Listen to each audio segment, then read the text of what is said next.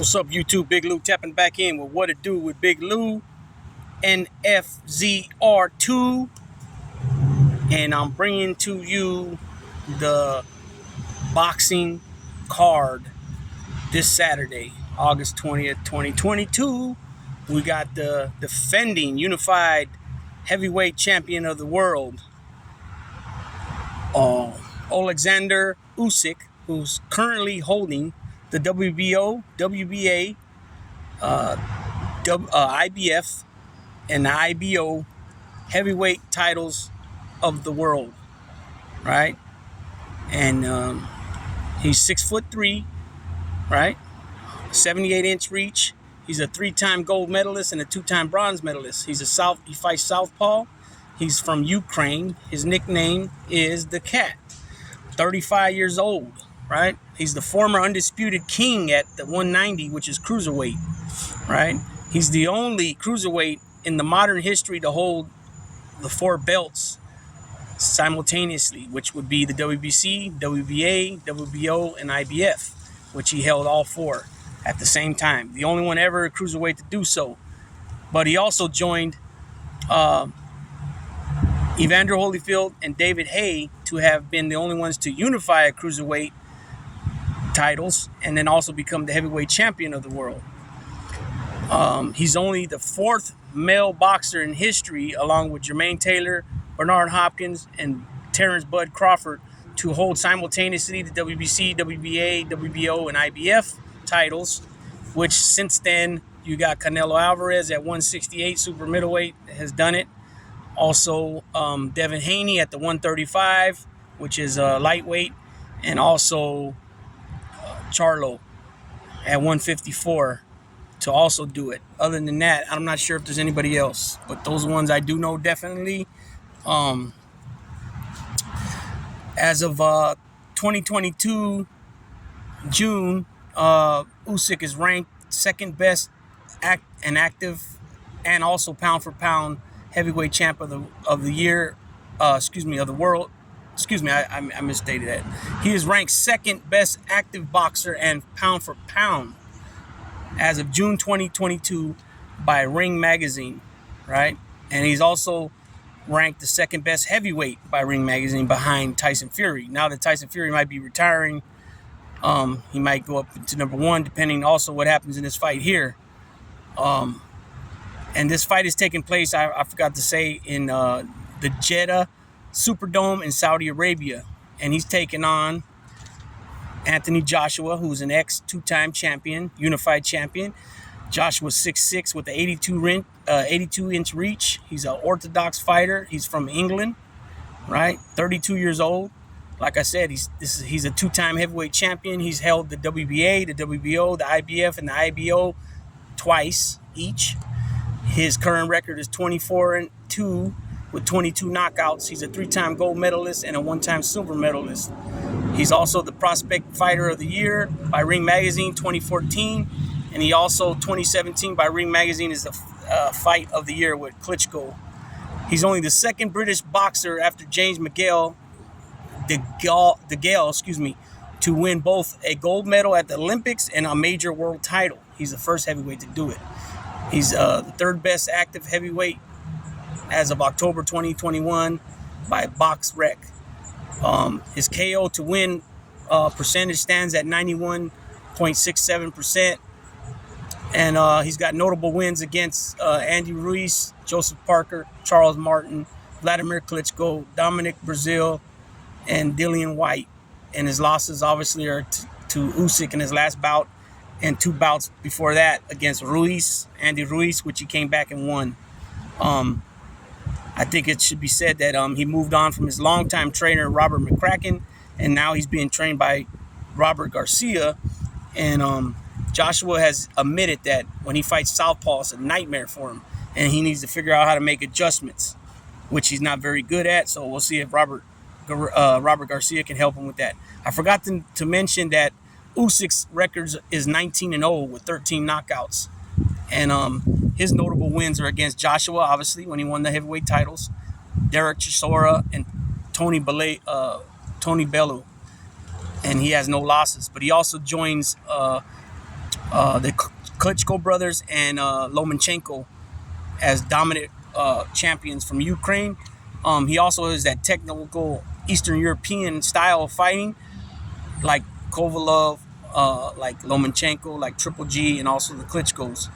And Dmitry Bivol demonstrated perfectly against Canelo Alvarez.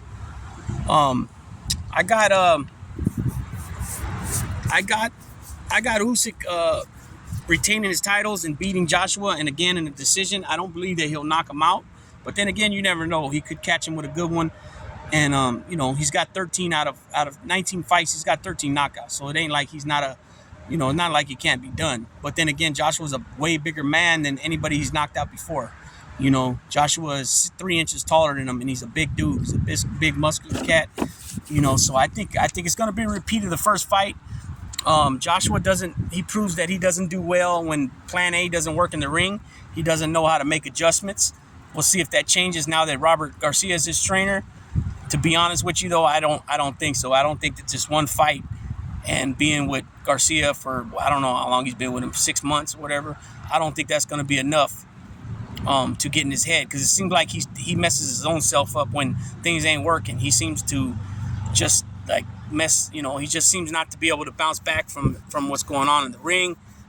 He showed that with Ruiz in the first one. And I really believe the only reason he won the second one is because Ruiz, after winning the heavyweight title, Andy Ruiz, he just didn't take it seriously. He was all over the place visiting people, celebrating being the first Mexican or Mexican-American to win the heavyweight title, the only second Latino to ever win the heavyweight title. And it just went to his head, and he didn't train right. He came in even sloppier looking than before, but at least before he was able to knock him out.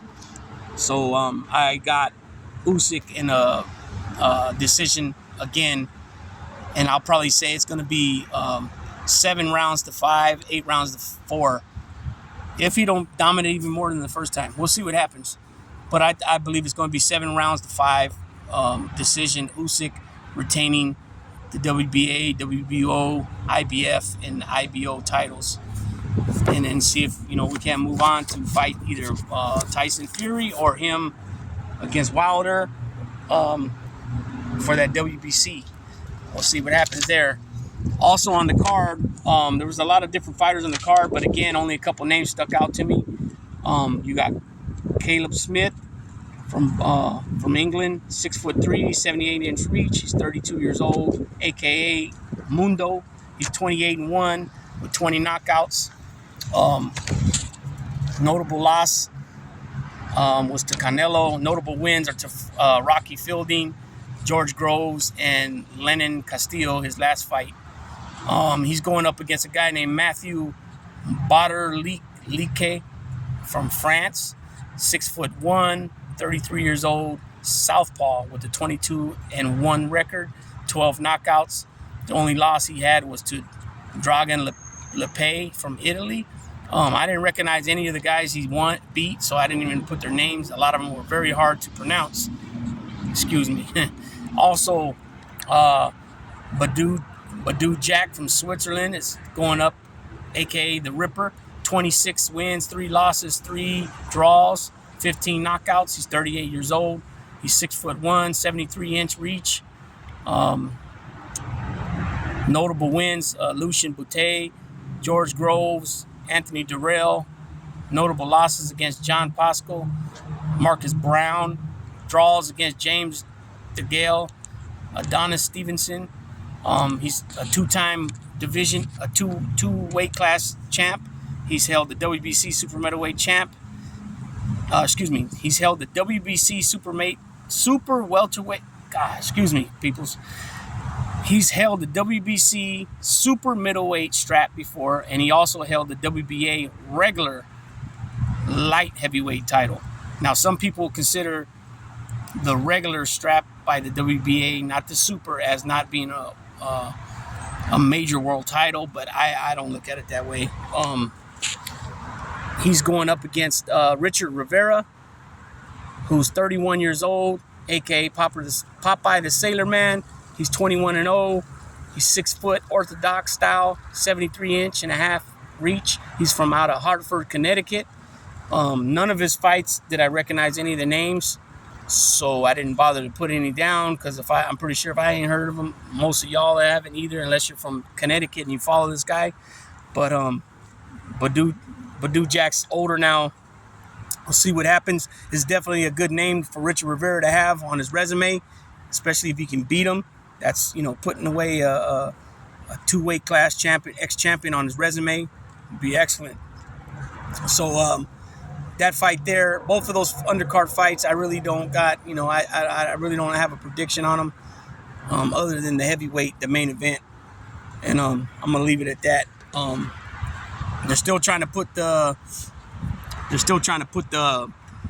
Bud Crawford Earl Spence fight together. They're probably discussing, the money wise, because they're both champions. They both got great resumes. And I don't, to be honest with you, I think Spence and them are not trying to treat Bud with, closer to a 50-50 split, but then again, that's just my opinion. Also, I guess the Omar Figueroa fight and Broner were supposed to happen, but it looks like it might have got canceled due to mental health issues. I'm not really sure on that. I'll research that a little bit more, and I'll probably drop a video on that. And like most of you guys already know, the Rahman Jr. Paul fight was canceled due to weight issues. A lot of people, even though the man signed the contract to drop down to 205 pounds, he's in the new division in the WBC. The WBC is the only division that has the Bridger division, which is between cruiserweight and heavyweight, and I think it's like 205 pounds, I believe, and 215 pounds. And this man Rahman Jr. has never had to lose weight before. So he kind of jumped, I want to say he jumped the gun by signing his contract, him and his team, not knowing what they were up against, because they never had to cut weight before. But nonetheless, I think the fight was canceled premature. I think Jake Paul, is it Jake Paul or Logan Paul? Yeah, Jake Paul should have gave him at least another week or so to see where he was at. Maybe if he got down to 208, 207, maybe they could have redid that contract right then and there for the difference of the 2-3 pounds. But Jake Paul took full advantage of that, and he started going ham, talking crap in his video, and I don't even think it was that serious like that. It's plain and simple what happened here. He thought he was going to be able to handle it, and then he come to find out that it's not that easy like he thought to drop the 10, 15 pounds. You know what I mean? But like Sean Porter had mentioned, if he could have got down to 207, 208, then it might have been a, easier way to renegotiate it, even though they did already, because I believe originally he was supposed to get down to 200, and then they redid it to 205. I don't really think the 2 or 3 pounds would have had that big of a deal. If he would have got down to 207, 208 from 215, they probably could have redid the contract for a third time, But I believe Jake Paul didn't allow that to even happen. You know what I mean? He canceled it, jumped the gun, I believe. So that fight's out. There's some other things in the mix, but I try to only bring real big fights that people know. A lot of guys I know of, this other people might not know of. You know what I mean? And there's not a whole lot of boxing enthusiasts that follow the no-fly zone. There's a few, Coach 215 and the other gentleman, I just seen him pop up the other day. But anyways, so that being said, Big Lou's going to tap out.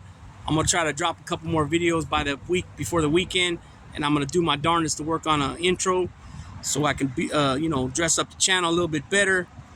And with that being said, again, Big Lou's going to tap on out. I'm off work now. I need to hit that freeway before that traffic gets worse. It's a hot day, as you guys can see here in the Bay Area. I still have to drive to where I live, which is a lot hotter than this, so I'm not looking forward to that. So, Big Lou tapping on out. With what to do with Big Lou, NFZR2. That means No Fly Zone Ricans 2. This is the sequel to the main channel, No Fly Zone Ricans. Be sure to sub, like, and subscribe here. Don't be shy to share. Don't be shy to hit the subscribe button. It's free. And also do us a favor and go on over to the No Fly Zone Ricans and sub, like, and share there. With that being said, you guys already know I highly appreciate each and every one of our subscribers. We're looking to grow the channels, obviously, and we're trying to put the word out there. We got different things going on.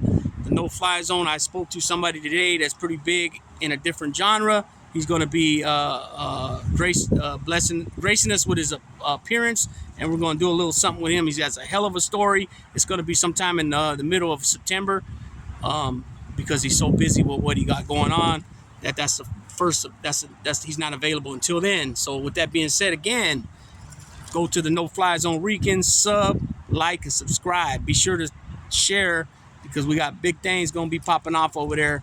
And we want to get a lot more of our subscribers involved, coming onto the panel and, shooting the shit with the fellas like we're at the barbershop. You know what I mean?